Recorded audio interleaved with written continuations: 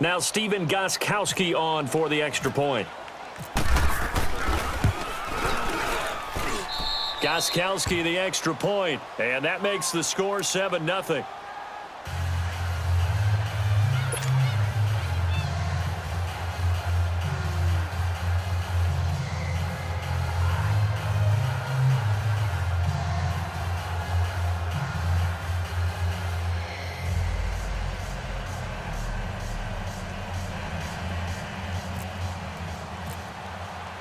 Gostkowski now out to kick it away. This is taken about 7 yards deep. And the Ravens taking the field.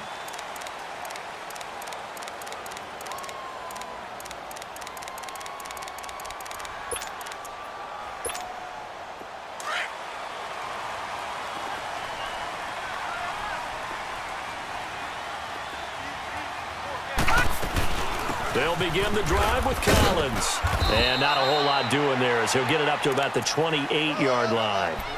A gain of 3, second down. What's the old expression, 3 yards in a cloud of dust? In this case, it's dust-covered pellets. It's no longer that old grass that we used to play on, right, and chew it up. Now we've got that artificial surface. You see the pellets go up. Still a nice play by the defense. And an alley to run.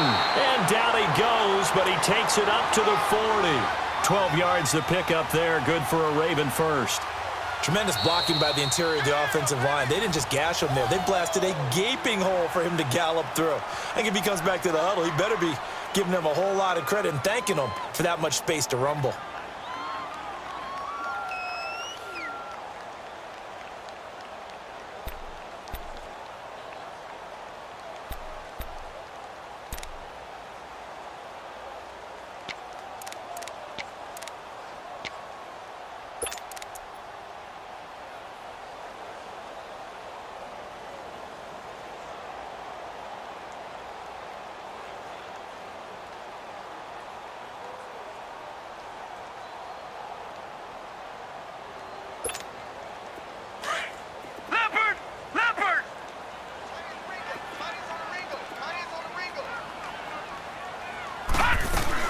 Here's a first down run with Collins. And not much room to operate as he'll get this up only to about the 41. Just a yard on the pickup there, and it'll bring up a 2nd and 9. They tried a quick hitter inside, but that one was swallowed up because what they're hoping, those big defensive linemen will take the bait and move laterally and open up a crease that they can run through.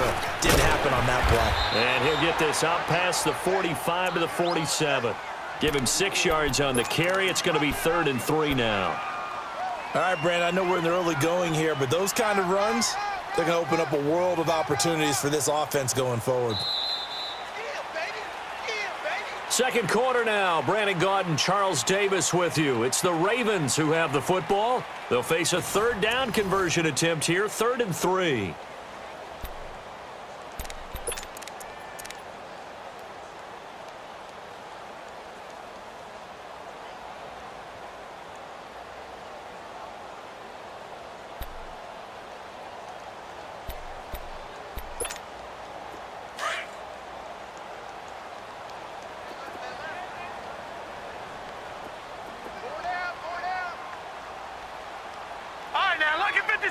Lucky 56. Throwing is Jackson. Brought in left side by Snead. And he gets this inside the 35-yard line. His first catch, and it's a pretty big one. They get the conversion on 3rd down. I like watching the wide receiver screen because it's a real teamwork play. Because guess what? The guy catching the ball, he'll get all the credit. But how about the people up to block in front of him, either fellow receivers or offensive linemen? That makes that play a really nice timing play, and sometimes it can break big.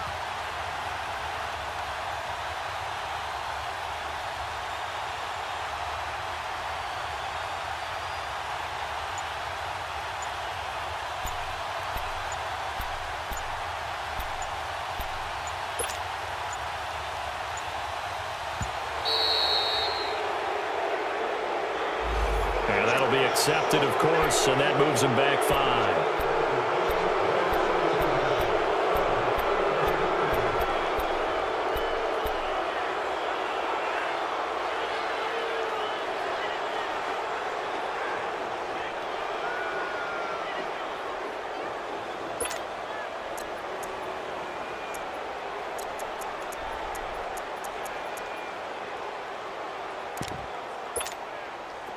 Now they need 15 yards on this series after the delay of game. 1st and 15.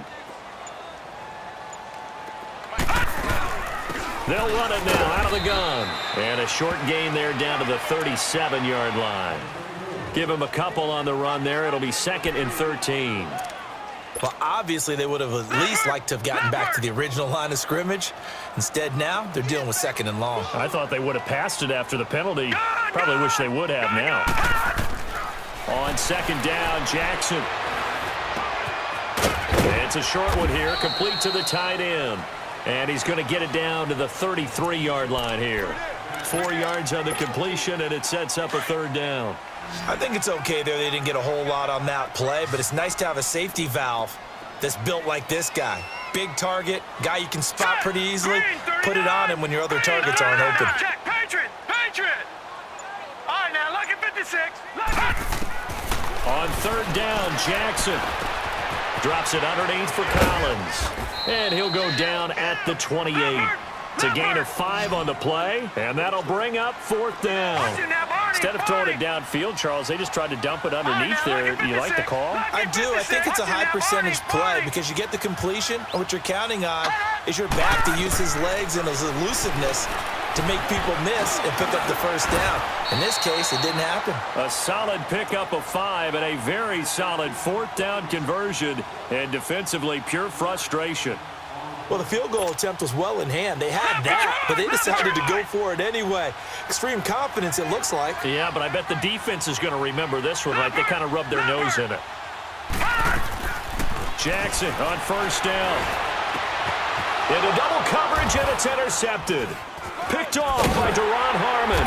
And a big turnover there as his guys will get the football back. So 1:55 to go in the 1st half. We're back to Baltimore after this.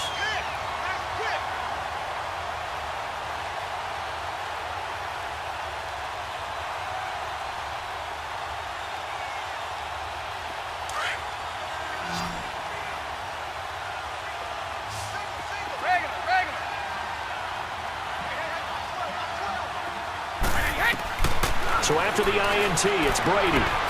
Quickly to Gronkowski. That's caught. And he's brought down, but not before they get it across the 20-yard line. That goes as a gain of 11 and a Patriot 1st down.